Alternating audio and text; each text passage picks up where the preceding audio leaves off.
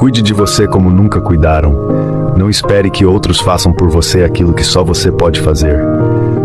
Seu bem-estar começa quando você escolhe se priorizar, quando decide olhar para dentro e valorizar a pessoa incrível que você é. Se ame como ninguém nunca amou. Não busque no mundo externo a validação que só pode nascer do seu coração. Aprenda a se acolher nos dias difíceis, a se elogiar pelas conquistas e a se perdoar pelas falhas.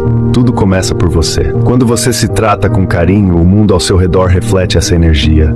O amor próprio é a base de tudo. Ele te dá força para enfrentar desafios, coragem para dizer não ao que te faz mal e sabedoria para abrir espaço ao que te faz bem.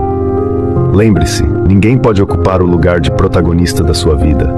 Cuide-se, respeite-se, invista em você e veja como tudo ao seu redor começa a se alinhar.